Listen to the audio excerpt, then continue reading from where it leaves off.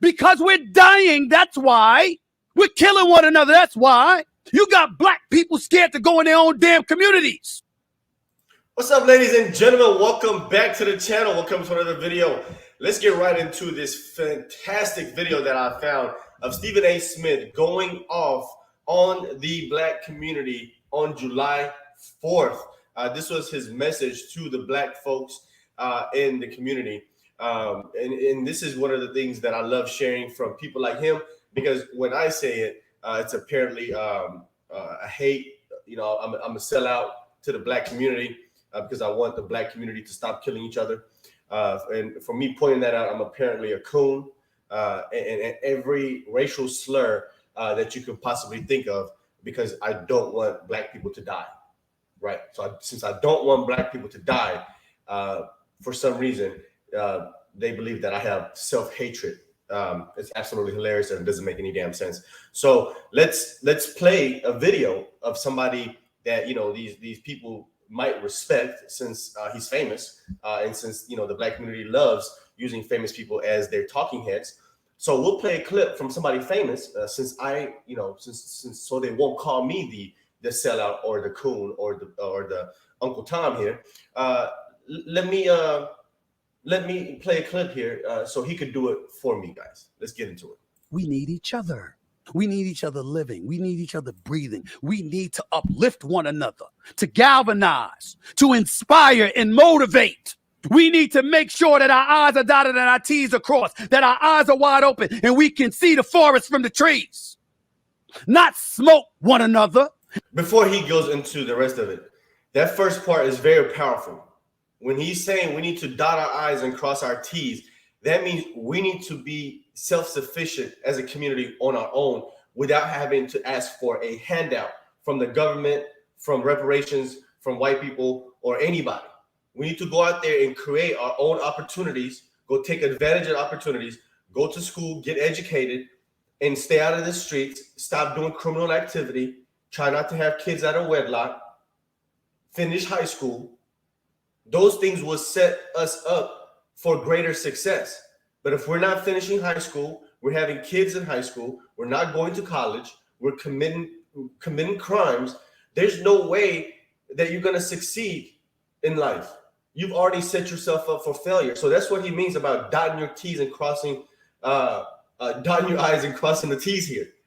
We have to make sure that we're straight on our own, that we take care of ourselves and our mindsets and our people and our children first before we ask for anybody or anything, help from anybody or anywhere else except from ourselves. Helping ourselves is what's the most important thing. And then by that time, you won't need a handout from anybody. You won't need reparations because you've gotten your own reparations by going out there and taking advantage of the opportunities created here for you.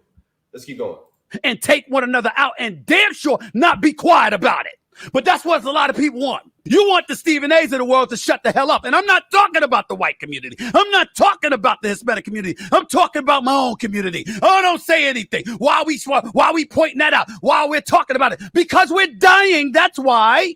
We're killing one another. That's why. You got black people scared to go in their own damn communities. Man, I remember last year. That's a fact. As soon as a black individual makes money, he automatically leaves the hood. Why is that? Why is that? Why do we leave our own communities as soon as we make some money? Because it's safer. It's safer. I mean, that's the biggest reason. It's safer. Once you start making some money, you want to have a wife and kids. You want to raise children. You don't want to raise your kids in the ghetto.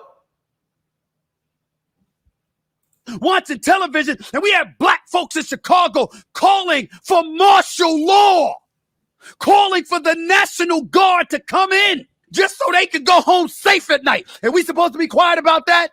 We ain't supposed to say anything? We just supposed to look at race? We supposed to point the finger at white America like we ain't culpable? That's what we supposed to do? Nah. I'm not doing that.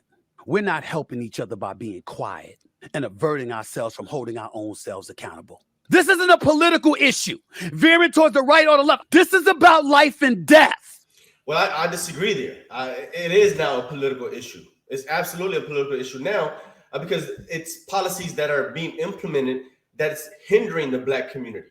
It's these left-wing democratic policies, these soft on crime policies, that's literally ruining the community.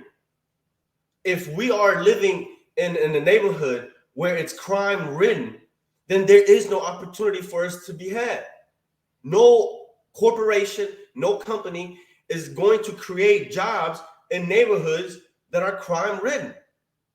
And then that creates lack of opportunity and a high unemployment rate in that community. And when they're not employed and people ain't got nothing to do, they go out there and commit crimes. They're out there struggling, they rob, steal, all that nonsense that you see going on. So that's what this is about. It is a political issue. It's absolutely a political issue. It's absolutely a political issue. So that was it right there. Let's see. You guys want to read some of these comments? Let's read some of these comments. So he posted this on July 4th. And she says, finally, someone that isn't a Republican says it. Yeah, because when a Republican says it, it's a racist. When a white person says it, it's racist. When black people say it, or immigrants, or somebody that's not an FBA says it, we're grifters and sellouts and coons and Uncle Toms. And then look at this loser here. What are you doing in the community instead of ratting for clicks? Well, he's speaking up about it. He has a major platform. He said it in the video. They don't want people like him speaking up about this. They don't want him speaking up about this. The Stephen A's, see, look. Damn sure not be quiet about it. But that's what a lot of people want. You want the Stephen A's of the world to shut the hell up. And I'm not talking. Yeah, I want the Stephen A's of the world to shut the hell up because, well, in the black community, that's who people listen to is celebrities for some odd reason. So they don't want him to speak up. So him using his platform is doing just enough. 100% agree with you on this one, brother.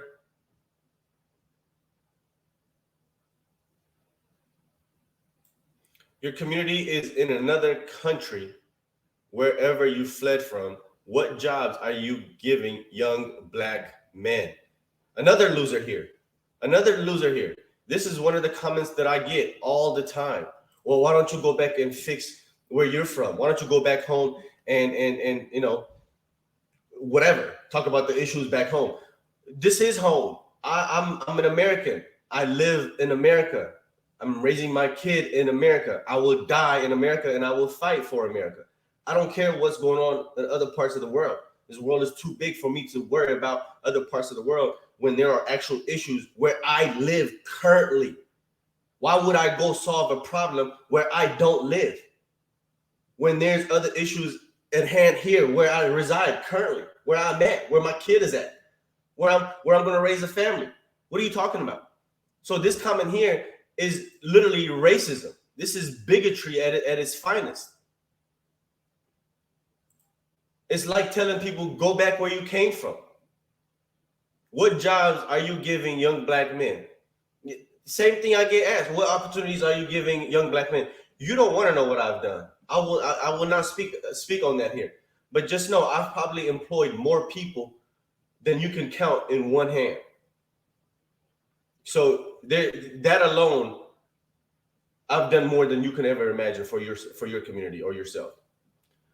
Somebody says, I used to live in Chicago, and every summer I'd repeat this exact message. Sadly, it mostly falls on deaf ears. I'm hopeful for the people that work to create change. But you got to speak loudly.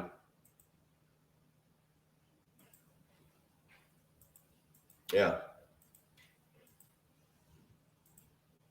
Well, yeah, it says here, use your influence to encourage people to vote. Well, the problem is they don't know who to vote for. They teach them, they teach the black community the wrong things about who to vote for. But yeah, so let me know what you think. Let's talk about this video in the comment section. I thought this was absolutely great. I'm glad people like him are finally starting to speak up. Let's just see how long it goes. You know, sometimes he will say some nonsensical stuff. Even on ESPN, he used to say some nonsensical stuff. He used to always, you know, he would bring up race all the time and, you know, stuff like that. But if he stays away from that and actually spread true, real messages that are going to be impactful messages like this instead of preaching about white supremacy, we'll have a lot of progress in the community. So let me know what you guys think. Let's talk about this video in the comments section. Make sure you hit the like button down below. And if this is your first time on the channel, consider hitting the subscribe button for more content. If you want to support me even further and support the channel, I have links in the description box where you can make various donations. You can join my Patreon, where basically you become a subscriber and you might, get some perks from there. So it's not required, but greatly appreciated. Thanks for being here, guys. See you on the next video. Peace.